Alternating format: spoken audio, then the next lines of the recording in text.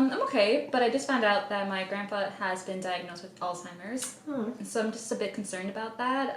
We really want to kind of accommodate to my grandpa and just try and make him feel as easy and comfortable and okay as we can. So I'm kind of worried about what food we should give him. Do you have any recommendations that if he should follow a specific diet, or if he should, watch out for some specific foods, for stuff like that? So that's actually a great question. And there is, a lot of literature that you can find about superfoods, as you can see above. But things like leafy greens, berries, nuts, omega-3s, the vegetables like broccoli and cauliflower, as well as some spices are pretty good for superfoods. But that's more of a preventative method. And there is still some discussion about whether or not the preventative measures are actually going to help people that are already developing Alzheimer's. So what we should actually talk about for your grandfather is about what kind of diet we should be giving him currently. Okay. And all the literature right now suggests that the best thing you can do for your grandfather is to just give him the same kind of diet that you'd want to give just about any healthy adult. But more recently, that's known as the food plate.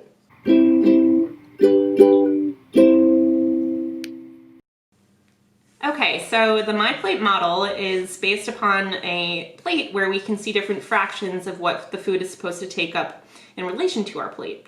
So the majority of what we should be eating should be fruits and vegetables, followed by healthy whole wheat grains, as well as protein, which should take up a little bit less room on our plate.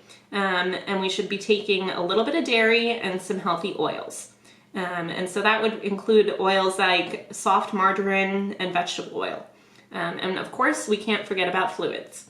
The other important thing that we need to remember is that this is a little bit different than the food pyramid that people in our age group have grown up with. The diet should focus on mainly fruits and vegetables. The kind that we can focus on would be fruits like apples, oranges, and bananas. The kind of vegetables that we should be focusing on would include healthy green leafy vegetables like kale, or a more nutrient-dense version of a potato via the sweet potato. Another vegetable that we can include is the squash.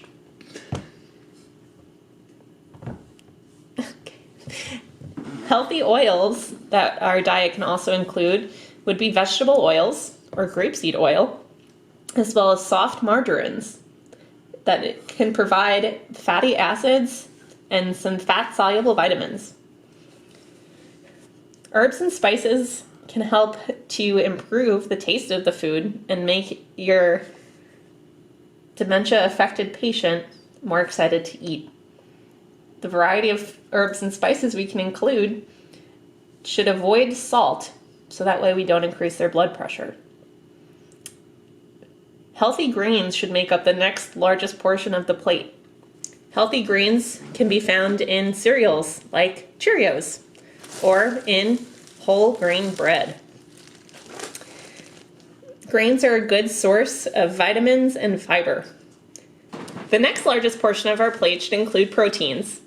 The first foods that of course come to mind when we think of proteins include lean meat and fish. But we can get protein from other foods like nut butter, beans, eggs, and cheese. A smaller slice of our plate, of the My Plate model, includes dairy. The dairy we should focus on should be fat-free or low-fat milk, cheese, and yogurt. It can also include cottage cheese. That'll help supply calcium as well as vitamin D. The other thing that we need to make sure that we focus on is fluids. We have to drink plenty of water, but that can also come in the form of tea, coffee, or soup. Thank you for that, Megan. But isn't it called the food pyramid rather than the food plate? So that's actually a really good point now. So more recently, the nutritional world has moved toward My Plate, which you might be familiar with the food pyramid.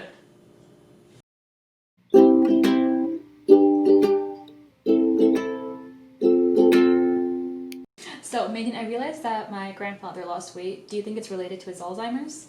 So actually that's a really good point. So as we age and we develop the Alzheimer's, there could be a lot of things to attribute to lack of appetite, which can cause weight loss. So things like new medications and side effects like that. But then also just simply forgetting to eat. You know, as our memory starts to lapse, we can't remember how many meals we ate that day, if we had breakfast, when the last time we drank was, things like that. So the patients need to make sure that they're getting exercise, because that is something that helps to increase your appetite.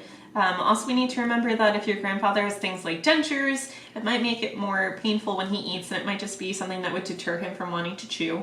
And also, you need to think about the fact that he may not be recognizing the foods that you're offering him anymore. And we have to make sure that we make them appealing as well as non-complicated as possible. And we can go into some different methods to do that actually right now if you'd like.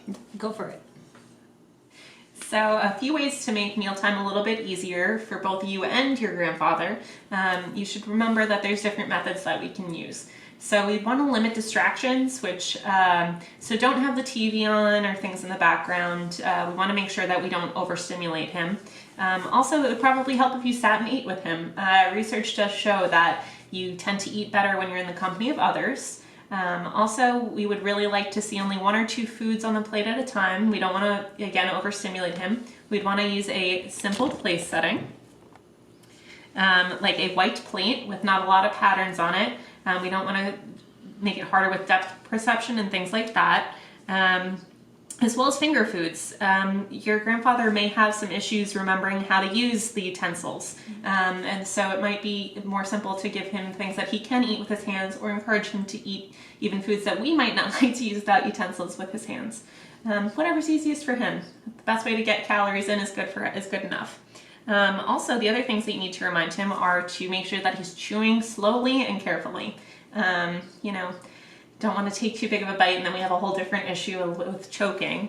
And then also the other thing that might be kind of frustrating, your grandfather's tastes might change. It might be foods that he liked in the past that he no longer likes, or developing new food preferences. So just make sure that you're patient with him. Okay. So what if my grandfather follows all those things, but he still continues to lose weight? So that does tend to happen because you're kind of picking throughout the day and not really getting a good meal.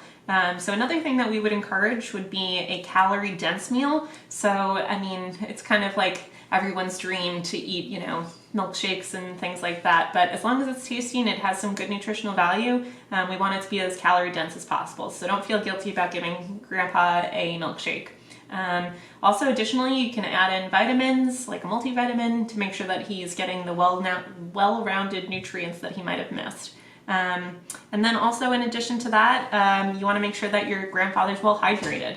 It can be easy to forget to drink. I mean, it's difficult for most people our age anyway. So you want to make sure that you keep a log throughout the day, as well as water that's frequently available to him.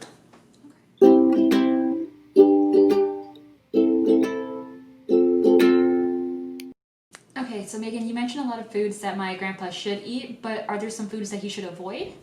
So I would suggest avoiding alcohol. It might be something that might have been part of his routine previously, but we don't want to make him any more confused than he unfortunately already is. Also, I'd recommend cutting out caffeine, unless it's going to be a decaffeinated version that he may not realize, but caffeine can act as a stimulant, and that also wouldn't be terrific either. Also, we want to make sure that we're not doing any foods that are difficult to eat, like raw carrots and popcorn and nuts. We want things that are easier to chew.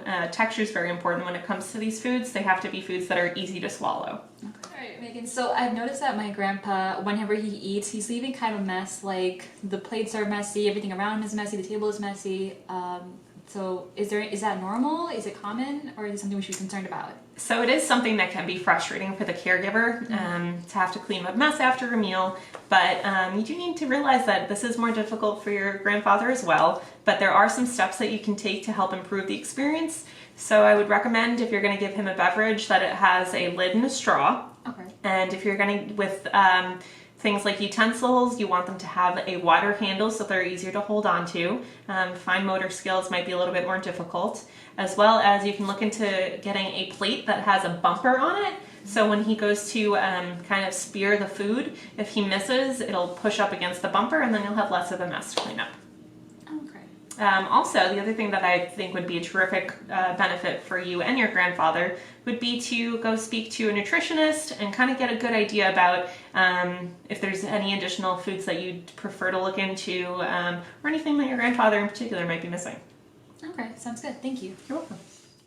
So Nev, now that we've talked a little bit about what comprises a well-rounded meal, I know that you mentioned earlier that you think that you've been feeding your grandfather some pretty good meals, but what would you say that those meals consist of? Right, so we focus more on giving him a lot of fish, so it's going to be salmon, tilapia, we try to get some shrimp in there, we'll do roast chicken, but lots of dense vegetables, so we'll give cruciferous vegetables like cauliflower, broccoli, his favorite is asparagus, so we like to focus on that.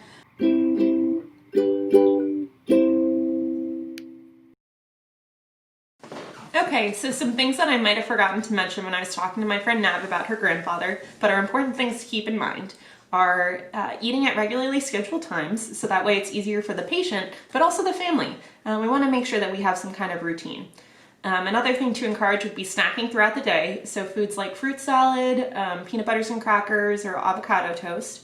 And then also we need to keep in mind that we want the patient to keep their dignity and we want the family to make sure that they feel supported as well as patience. That's definitely key here. We want everybody to end the day on a good note. So just remember that you're doing a terrific job taking care of your loved one and that your loved one appreciates it even if they might not always express it.